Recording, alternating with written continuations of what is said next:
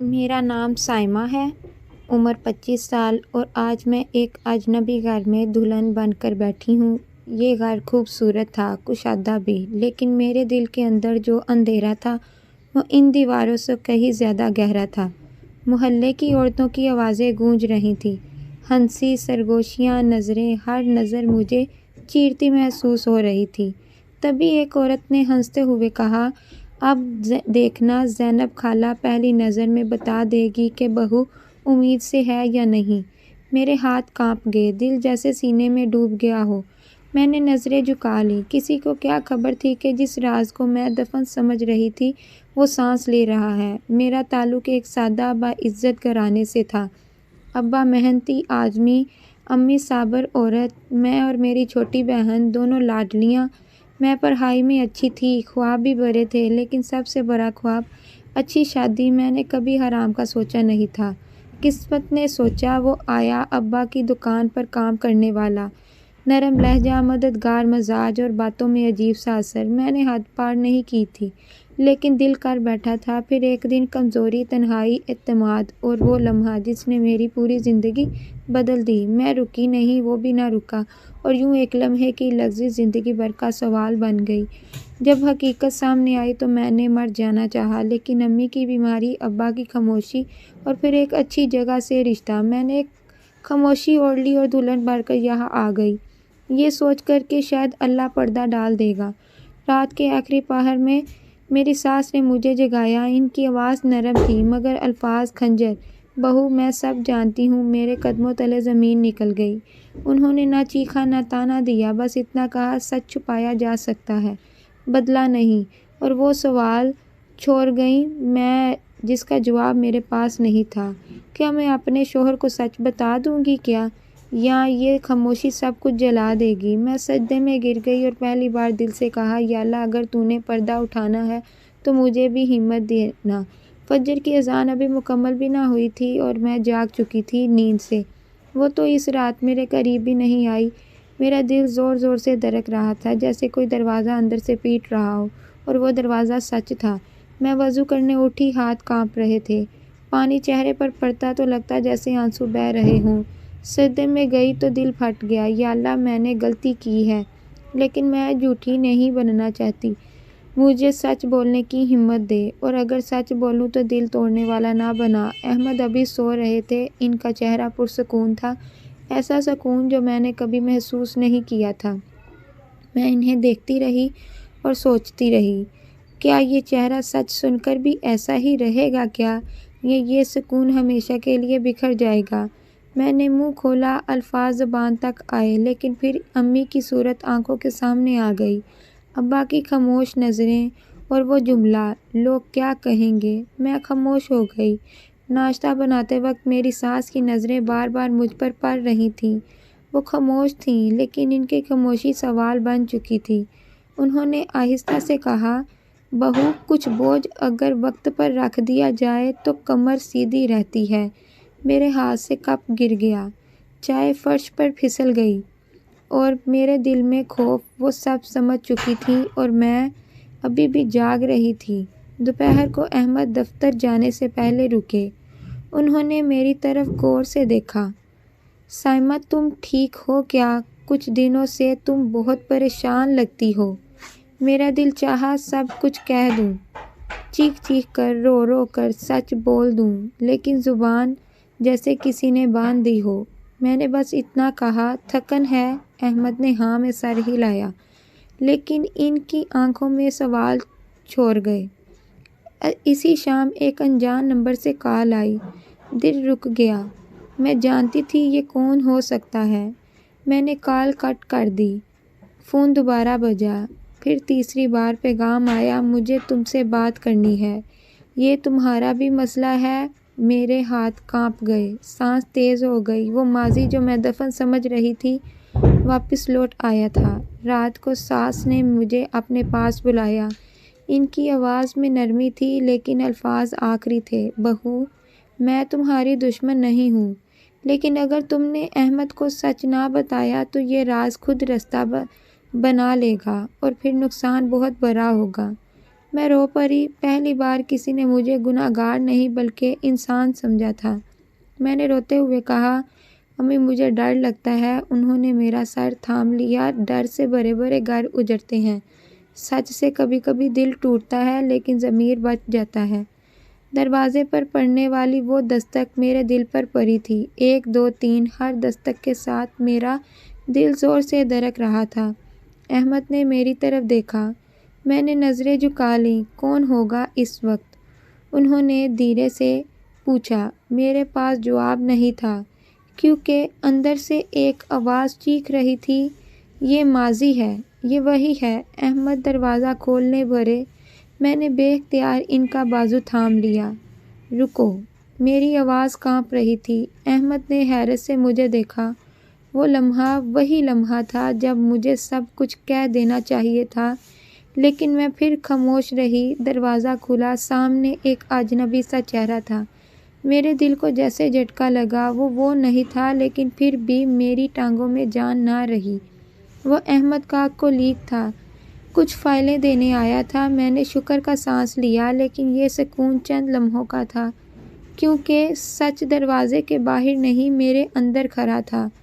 رات کے کھانے کے بعد احمد نے پہلی بار سنجیدہ لہجے میں بات کی، سائمہ میں تم سے کچھ پوچھوں؟ میرا دل بیٹھ گیا۔ تم مجھ سے کچھ چھپا رہی ہو نا؟ میں نے انکار میں سر ہلایا لیکن آنکھیں میرا ساتھ نہ دے سکیں۔ وہ سب سمجھ گئے۔ میں تمہیں الزام نہیں دے رہا لیکن خاموشی ایک جواب ہوتی ہے۔ میرے اندر کچھ ٹوٹ گیا۔ اسی رات میرا فون پھر بجا۔ اس بار میں نے اٹھا لیا۔ دوسری طرف وہی آواز تھی، میں جانتا ہوں تم شادی شدہ ہو گئی ہو لیکن یہ حقیقت نہیں بدلتی کہ ہم ایک غلطی کے شریک ہیں۔ میرے ہاتھ سے فون چھوٹ گیا۔ میں رو پڑی۔ ہچکیاں بند گئیں۔ سانس کی باتیں گونجنے لگیں۔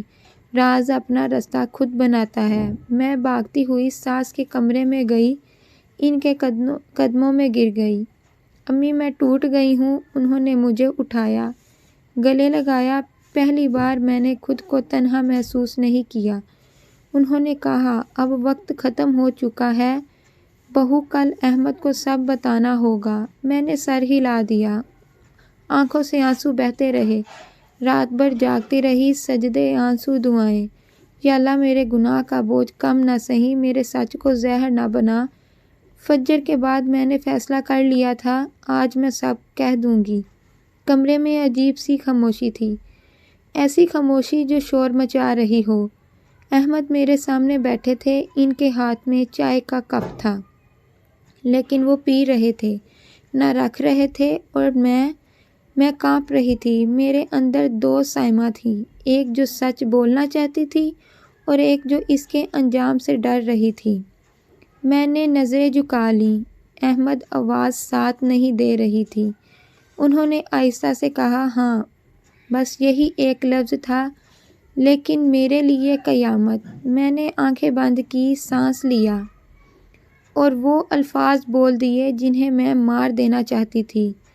میں تم سے ایک بات چھپا رہی ہوں۔ احمد سیدھے ہو کر بیٹھ گئے۔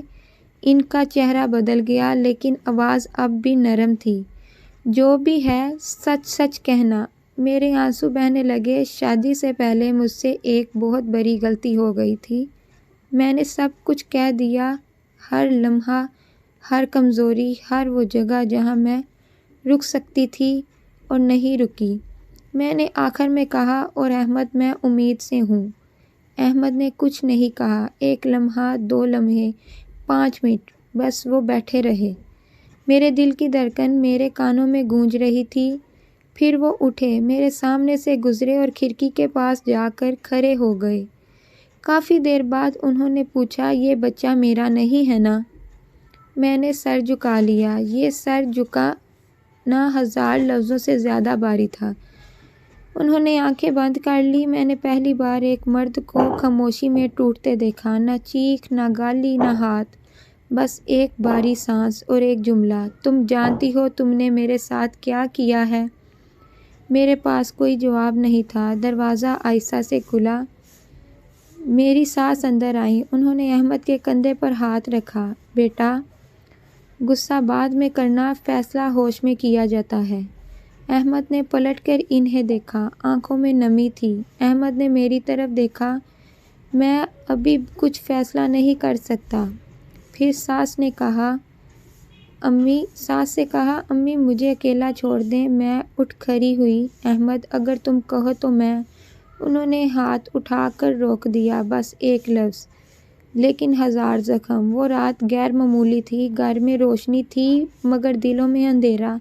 میں اپنے کمرے کے کونے میں بیٹھی تھی، سر دیوار سے لگا ہوا، آنکھیں خشک، آنسو جیسے تھک گئے ہوں۔ باہر سے احمد اور امی کی دبی دبی آوازیں آ رہی تھیں۔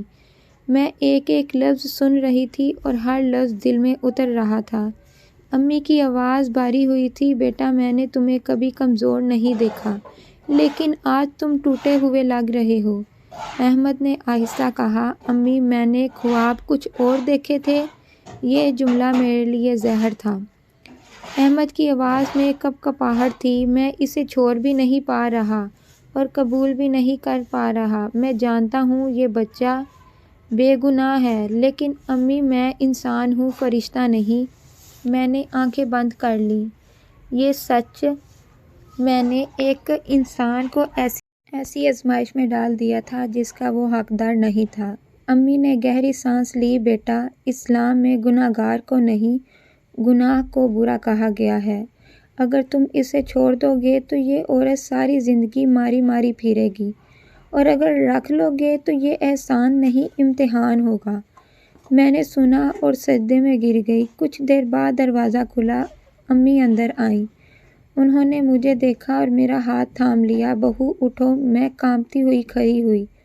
انہوں نے مجھے احمد کے سامنے بیٹھا دیا۔ احمد نے مجھے دیکھا، پہلی بار نہ غصے سے نہ محبت سے، بس اجنبیت سے۔ احمد نے پوچھا، اگر میں تمہیں قبول کر لوں تو کیا تم سچ مچ بدل جاؤ گی؟ میں رو پڑی، میں بدل چکی ہوں احمد۔ ہر رات مر کر میں نے قرآن پر ہاتھ رکھا۔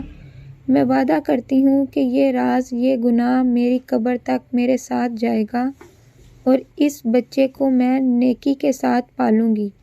احمد نے آنکھیں بند کیں، کافی دیر بعد بولے، میں اس بچے کو اپنا نام دوں گا۔